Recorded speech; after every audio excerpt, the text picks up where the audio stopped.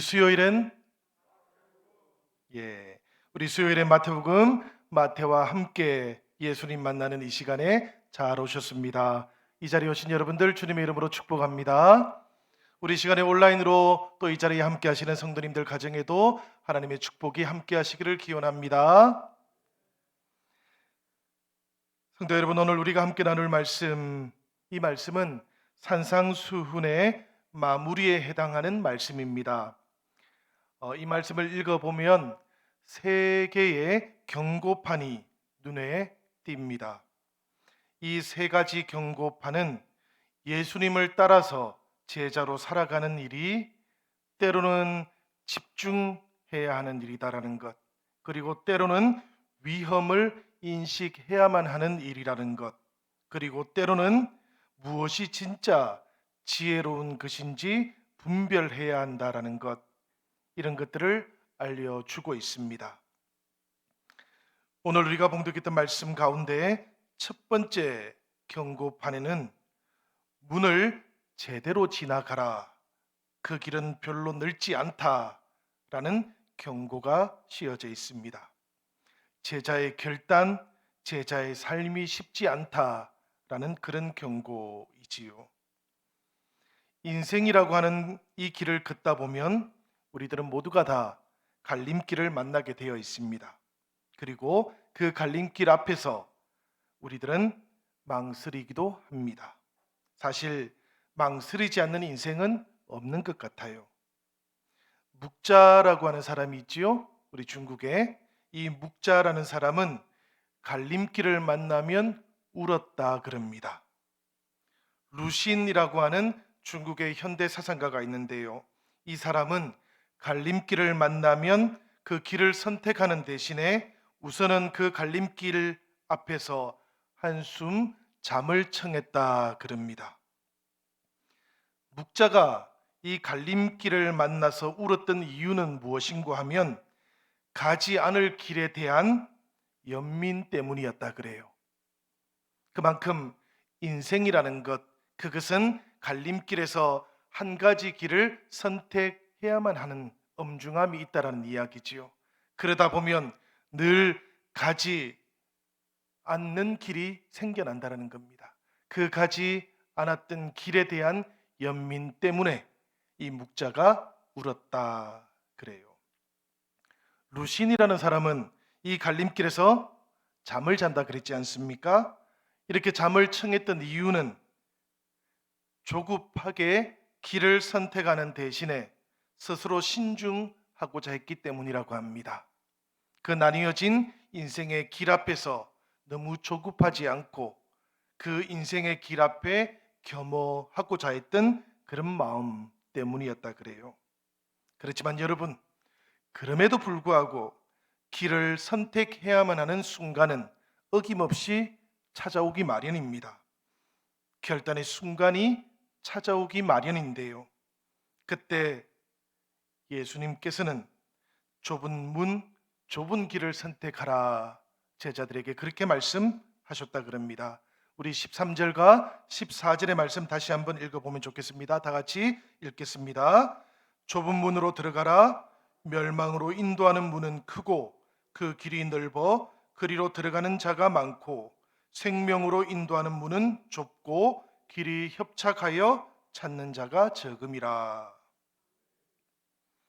형제자매 여러분, 우리 예수님께서 말씀하셨던 좁은 문으로 들어간다라는 것, 이것은 어떻게 하라는 말씀일까요? 단도직입적으로 한마디로 말해보자면 이 좁은 문으로 들어가라라는 이 말씀은 이제까지 예수님께서 제자들에게 가르쳐 주셨던 그 산상수훈의 말씀대로 행동하고 실천하면서 살라는 말씀이에요. 이 좁은 문으로 들어가라라는 말씀을 너무 유추해서 해석할 필요가 없다는 이야기입니다. 이 말씀은 산상수훈의 결론 마무리 말씀이라는 것이지요. 그러니까 당연히 산상수훈의 말씀대로 행하고 그렇게 살라, 그러면 좁은 문으로 들어가는 것이다 라고 말씀하셨습니다. 그런데 우리 예수님께서는 그 좁은 문이 좁고 길이 협착하다 이렇게 말씀하셨어요. 그러니까 이 좁은 문, 좁은 길로 들어가는 것은 얼핏 어렵고 힘들어 보이는 길이기도 하다라는 그런 말씀입니다. 그렇지요, 여러분. 세상의 소금이 되는 길이 어떻게 그리 쉽겠습니까? 원수를 사랑하는 일이 그렇게 간단한 일은 아니지 않습니까? 보물을 집에 두지 않고 하늘에 두는 일, 이것도 간단하지는 않지요. 남에게 대접을 받고 싶은 대로 남을 대접하는 것, 이것도 간단하지가 않습니다, 여러분. 이 모든 말씀들은 참 멋있는 말씀이지만 그러나 살아내려고 하면 참으로 쉽지 않다라는 것을 우리가 다 잘 압니다. 이렇게 살기 위해서는 자신과의 싸움을 피할 수 없기 때문이에요. 이 좁은 문, 좁은 길이 어려운 이유가 바로 여기에 있는 겁니다. 이 길은 자기와의 싸움을 피할 수 없는 길이기 때문에 협착하다고 그렇게 예수님께서 말씀하셨던 겁니다. 우리가 갈라디아서 2장 20절에 보면 그런즉 이제는 내가 사는 것이 아니요 오직 내 안에 그리스도께서 사는 것이다라는 고백이 있습니다. 이 고백과 함께 자기를 부인할 수 있을 때에만 걸어갈 수 있는 길이지요. 이 고백과 함께 하지 않고서는 예수님의 이 산상수훈의 가르침에 온전하게 순종한다라는 것, 이것은 쉬운 일이 아니다라는 이야기입니다. 자기 본성에 거슬러서 살아야 되기 때문이에요. 자기 본성에 거슬러서 살다 보면 당연히 불편합니다, 여러분. 불편한 것이기 때문에 많은 사람들은 이 길을 찾지 않습니다. 이 문을 열고 들어오는 결단도 하지를 않습니다. 그러다 보니까 이 좁은 문을 열고 들어가고 이 좁은 길을 걸어가면 이 길이 외로워요. 그리고 세상 사람들에게는 별스럽게 보이기도 하고 또 유난을 뜬다라고 그렇게 핍박을 받게 되기도 합니다. 다른 길이 있지요, 여러분. 자기와 싸움을 할 필요가 없는 길이 하나 있습니다. 예수님의 가르침을 생각하지 않고 나의 마음대로 살아도 되는 길이 있어요. 이 길은 내 본성대로 살아도 되는 길입니다. 편하지요, 그러니까. 그래서 많은 사람들은 이 길을 걷고 이 문을 열고 그 길로 살아갑니다. 다들 그렇게 살아가기 때문에 외롭지도 않아요. 여러 사람들이 함께 가고 있기 때문에 혹시 내가 잘못된 길로 가고 있으면 어떡하나 불안하지도 않습니다. 함께 살아가고 있으니까 쉽고 편안해요. 큰 문으로 들어가고 넓은 길로 걸어가는 삶이 이렇다는 이야기입니다. 여러분, 이 두 가지 문과 길, 그 선택의 기준이 무엇이어야 하겠습니까? 세상 사람들이, 많은 사람들이 찾고 있는 것처럼 문의 크기라든지 길의 쉽고 편안함, 그것이 선택의 기준이어야 할까요? 예수님께서 제자들에게 말씀해 주셨던 이 길을 선택하는 기준, 오늘 말씀 속에서는 어떻게 나오고 있습니까?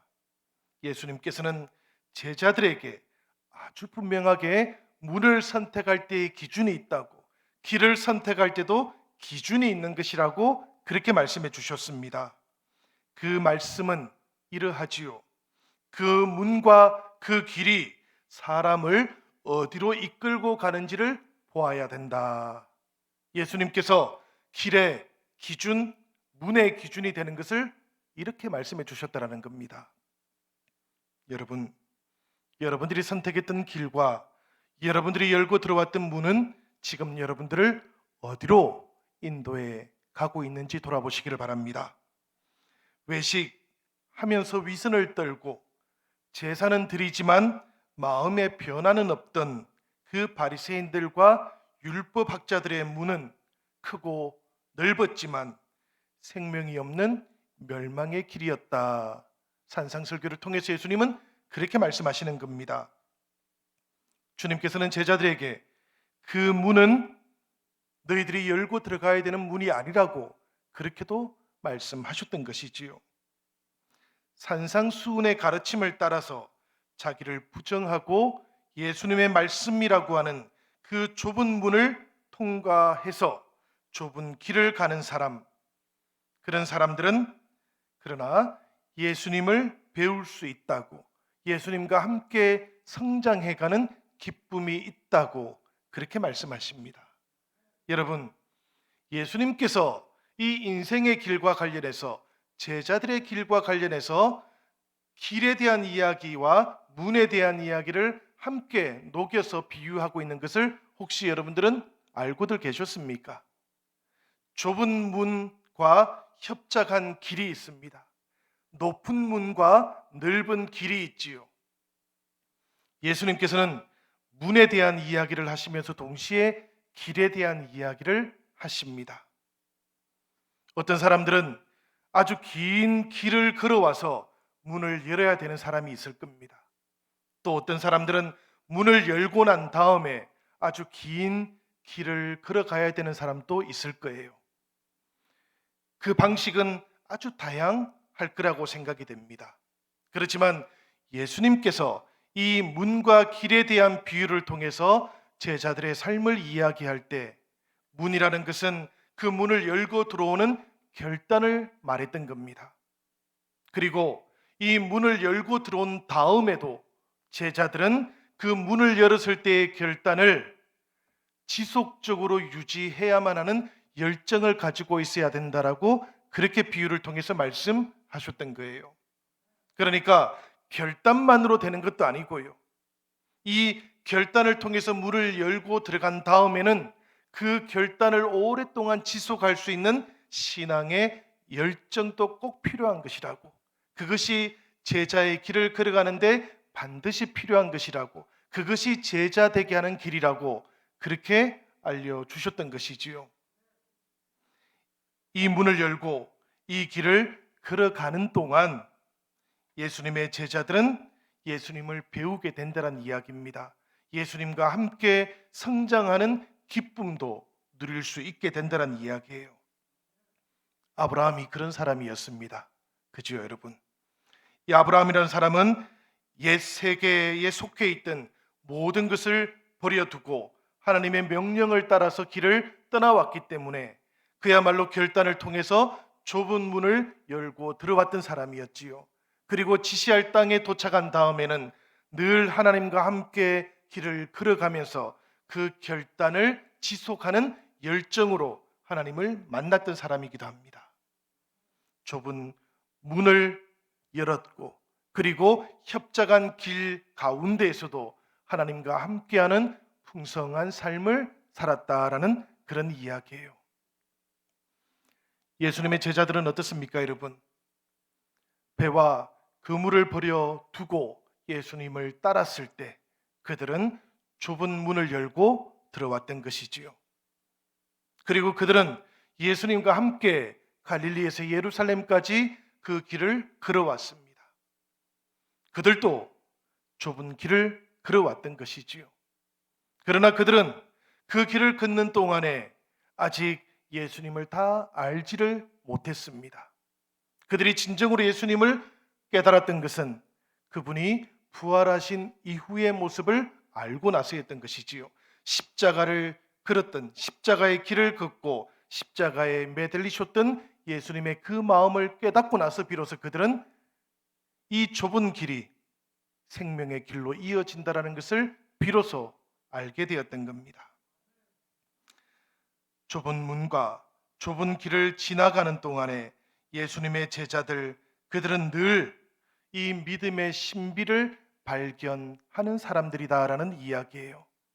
이 좁은 문과 좁은 길을 걸어가는 성도들은 그렇기 때문에 여러분, 사실은 세상 사람들이 생각하는 것처럼 힘겨운 길, 고단한 길을 걸어가는 사람이 아니라는 이야기입니다. 예수님과 함께하는 그 신비와 예수님과 함께하는 그 기쁨을 알지 못하는 사람들에게는 이 믿음의 길이, 이 십자가의 길이 고단하고 힘겨운 길처럼 보이지만 성도들에게는 이 길이 예수님과 함께하는 길, 예수님과 함께 기쁨을 누리는 길이기도 하다라는 그런 이야기예요. 그러니 좁은 길, 이 좁은 문은 사실은 생명을 여는 문이기도 한 것이지요. 생명을 향해 이어져 있는 길이기도 한 것이지요. 예수님께서는 제자들에게 바로 이것을 말씀해 주셨던 것입니다. 누구든지 이 좁은 길을 통해서 믿음의 신비를 날마다 체험하고 살아가는 사람들, 그들은 성령의 능력도 알게 되고 이 땅에서 이미 영생을 누리다가 마침내 영원한 하나님 나라에도 도달하게 된다고 예수님께서는 그렇게 말씀해 주셨던 것이지요. 여러분, 예수님께서 제자들에게 뿐만 아니라 오늘 우리들에게도 어떤 길을 너희가 걷고자 하는가 묻고 계십니다. 이 산상설교의 말씀은 예수님께서 제자들에게 하나님 나라의 백성으로 살고자 한다면, 예수 그리스도 우리에게 가까이 다가온 하나님 나라가 되시는 그 예수님의 제자로 살고자 한다면 이 좁은 길, 이 좁은 문을 통과해야만 한다고 그렇게 말씀해 주셨던 거예요. 당연히 오늘 우리들에게도 주님께서는 이렇게 묻고 계시는 겁니다. 너희가 지금 결단하면서 열고 있는 문들은 어떤 문들이냐고. 오늘 예수님의 이 말씀을 깊이 묵상하시면서 우리가 인생을 통해서 열고 있는 문들을 돌아볼 수 있기를 기원합니다. 좁은 문과 큰 문에 대한 이 경고가 있은 다음에 예수님께서는 두 번째로 거짓 선지자에 대한 경고를 하십니다.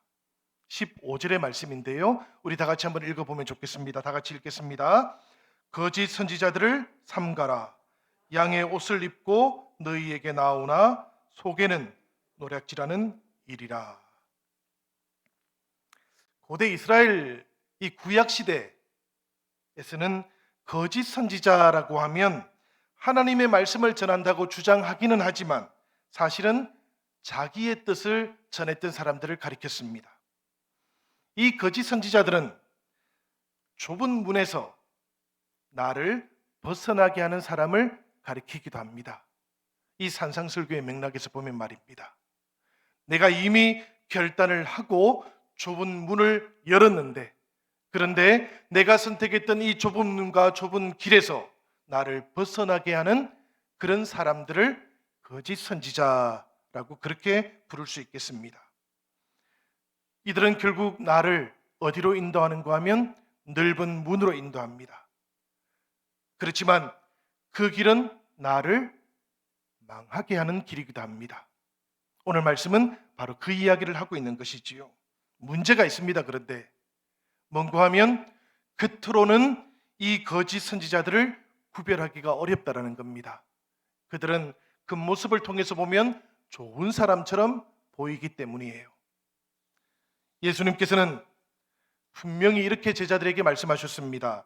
누구든지 자기를 부인하고 자기 십자가를 지고 나를 따라와야만 이 좁은 문, 좁은 길로 갈 수 있다. 그렇게 말씀하셨는데 거짓 선지자들은 나에게 이렇게 말하는 것이지요. 자기를 긍정하고 십자가를 던져버려라. 많은 사람들이 이런 유혹에 넘어갑니다. 많은 사람들은 이런 말에 쉽게 넘어간다 그래요. 왜 그런가 하면 거짓 선지자들은 사람들이 본성적으로 듣고 싶어하는 말을 하기 때문입니다.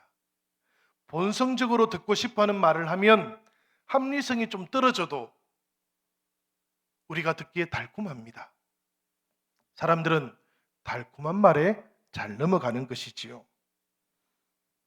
그래서 예수님께서는 이런 사람들을 삼가해야 된다. 그렇게 말씀하셔요. 이 삼가라라는 말씀은 주의하고 또 분별하라라는 그런 뜻을 가지고 있습니다. 식별의 내기가 그만큼 쉽지 않기 때문입니다. 속에는 노략질하는 이리가 있어도 겉으로 보기에는 양의 옷을 입고 있기 때문이다. 우리와 똑같은 모습으로 있기 때문이다라는 이야기지요. 그런데 여러분, 이 거짓 선지자들의 목표는 딱 한 가지입니다. 그건 뭔가 하면 양들로부터 모든 것을 빼앗아 가는 거예요. 그러니까 우리가 구별하기 위해서는 이것을 보면 알겠지요. 그들이 진정으로 추구하는 목표가 무엇인가 하는 것을 보면 되겠습니다. 우리가 이단을 구분할 때에도 혹은 시대 가운데에서 부패한 교회의 가르침들을 구분할 때에도 마찬가지입니다, 여러분. 무엇을 목표로 하고 있는가를 보면 그들이 무엇을 추구하는가를 알 수 있습니다. 그들의 속에 무엇이 있는가도 우리가 분별해 낼 수 있게 된다는 이야기입니다. 예수님께서는 제자들에게 이 거짓 선지자를 분별할 수 있는 방법을 하나 알려주셨지요. 바로 16절 상반절에 나오는 말씀인데 그들의 열매로 그들을 알지니 라는 말씀입니다. 이어지는 말씀들을 보면 이렇게 되어 있지요. 가시나무에서 포도를 엉겅퀴에서 무화과를 딸 수는 없다고. 좋은 나무는 아름다운 열매를 맺고 못된 나무는 나쁜 열매를 맺게 되어 있다고 그렇게 말씀해 주셨습니다. 그렇다면 여러분, 제자도에서 이 제자의 길에서 아름다운 열매와 나쁜 열매는 도대체 무엇을 가리키는 것일까요? 지금 예수님께서 비유로 말씀하셨지만 제자들에게 진정으로 아름다운 열매는 이런 것이다, 나쁜 열매는 또 이런 것이다 라고 분명하게 알려주셨던 겁니다. 그 뜻이 무엇일까요? 21절의 말씀 우리 같이 한번 읽어보겠습니다. 다 같이 읽겠습니다. 나더러 주여 주여 하는 자마다 다 천국에 들어갈 것이 아니요 다만 하늘에 계신 내 아버지의 뜻대로 행하는 자라야 들어가리라. 여러분, 이 말씀을 보니까 결국에 아름다운 열매라는 것은 아주 분명합니다. 그것은 바로 하나님의 뜻대로 행하는 삶을 말하는 겁니다. 그지요? 너무나 분명합니다. 산상수훈의 말씀 속에 나오고 있는 하나님 나라 백성의 삶을 살아가는 것, 그것이 아름다운 열매라고 그렇게 말해요. 이 아름다운 열매가 맺혀져 있지 않으면 좁은 문, 좁은 길로 걷고 있는 것이 아니다라는 그런 말씀이 있겠고요. 이 아름다운 열매가 맺혀져 있지 않으면 제자의 길에 서 있지 않은 것이다라고 그렇게 말씀하고 있는 겁니다. 나쁜 열매도 나오고 있지요. 이 나쁜 열매는 당연히 예수님께서 가르쳐 주셨던 그 말씀에 순종하지 않고 살아가는 삶을 가리키는 겁니다. 이 나쁜 열매를 맺는 삶과 관련해서 예수님께서는 바로 주여 주여라고 그렇게 부르고만 있는, 외치고만 있는 어떤 사람들을 예로 들으셨던 겁니다. 그 사람들은 심지어 주님의 이름으로 선지자 노릇을 했습니다. 주님의 이름으로 귀신을 쫓아내기도 했습니다. 심지어는 주님의 이름으로 권능을 행하기도 했다고 합니다. 그렇지만 그들을 향해서 예수님께서는 정말로 충격적인 말씀을 하고 있지 않습니까? 23절의 말씀인데 내가 도무지 너희를 알지 못하니 불법을 행하는 자들아 내게서 떠나가라 라고 그렇게 말씀하십니다. 여러분, 이 말씀을 우리가 오해할 필요는 없습니다. 주님의 이름으로 말씀을 전파하는 것도 필요하고요. 주님의 말씀으로 귀신을 쫓아내는 것도 필요합니다. 주님의 말씀으로 권능을 행하는 것, 이것도 필요하지요. 제자들에게 이 모든 것들이 당연히 필요합니다. 그렇지만 이보다 더 중요하고 더 우선되어야 할 것이 있다고 주님께서 말씀하시는 겁니다. 그것이 바로 주님의 말씀대로 살아가는 것입니다.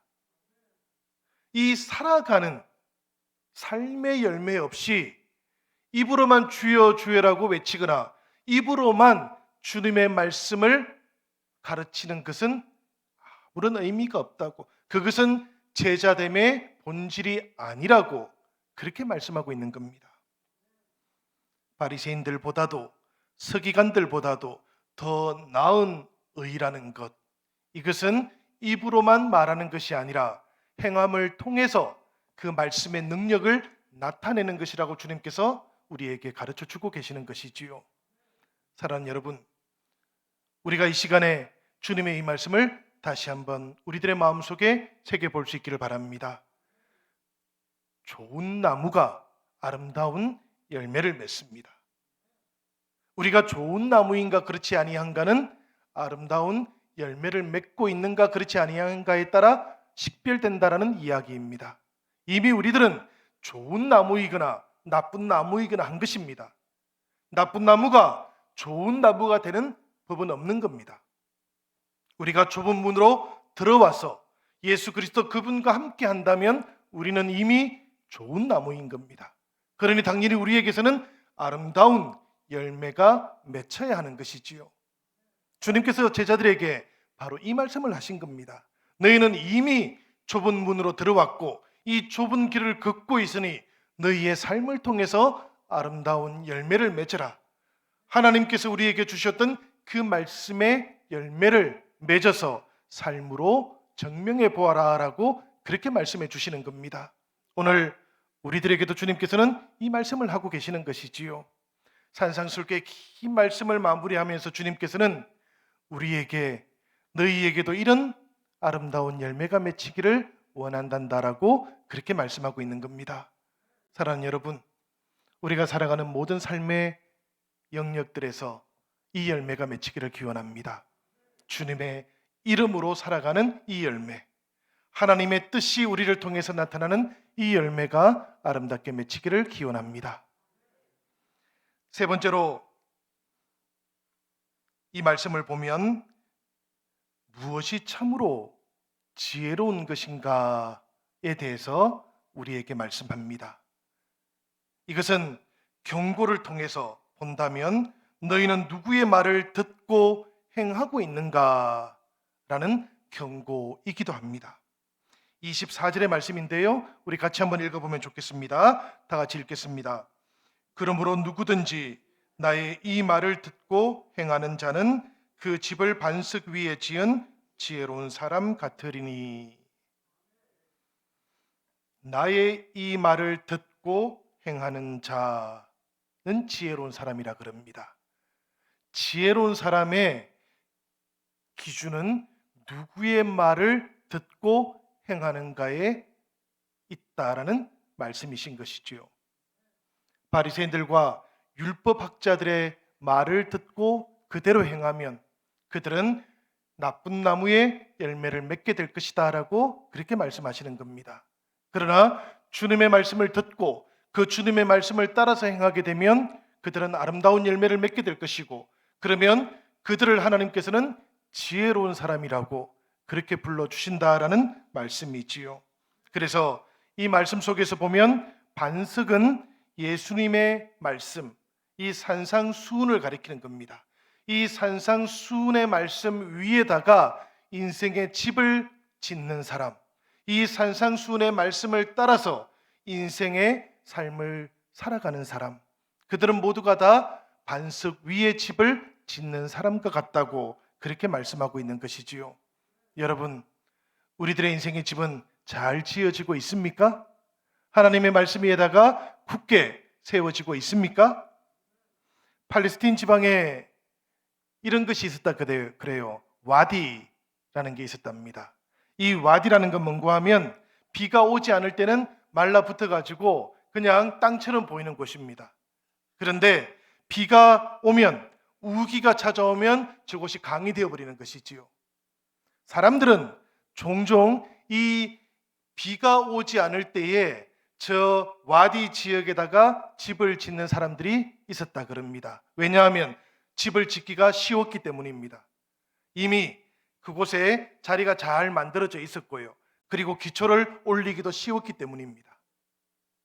그런데 그곳에 비가 오고 바람이 불고 창수가 치면 어떻게 되겠습니까, 여러분? 그렇게 해서 지었던 그 집이 형체도 없이 다 사라져 버린다는 것이지요. 이 와디에다가 비가 오지 않을 때 집을 지은 그 사람을 바라보고 많은 사람들이 이 사람은 참 지혜가 있는 사람이다, 이렇게 말을 했다라는 겁니다. 그러면 여러분, 이 사람은 지혜로운 사람입니까? 누구의 말을 듣는가가 중요하다라는 이야기지요. 예수님께서 이 유대 사람들이 모두가 다 아는 이 비유를 들었던 이유가 여기에 있는 겁니다. 당신들은 도대체 누구의 말을 듣고 누구의 말 위에다가 인생의 집을 짓고 살아가느냐고. 이 와디에다가 집을 짓는 사람을 지혜롭다고 하는 것은 얼마나 이상한 일이냐고. 그런데 바리새인들과 율법학자들의 그 말 위에다가 인생의 집을 짓고 살아가는 당신들은 왜 스스로를 지혜로운 사람이라고 그렇게 생각하냐고 예수님께서 묻고 계시는 겁니다.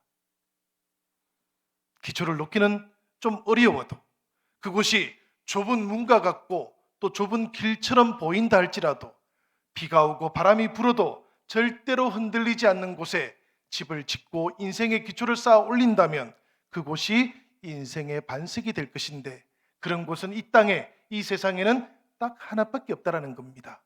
여러분, 그 인생의 집을 지을 수 있는 반석이 누구이십니까? 바로 예수 그리스도, 하나님께서 우리 인생들을 위해서 이 땅에 보내주셨던 하나님의 아들 아니십니까?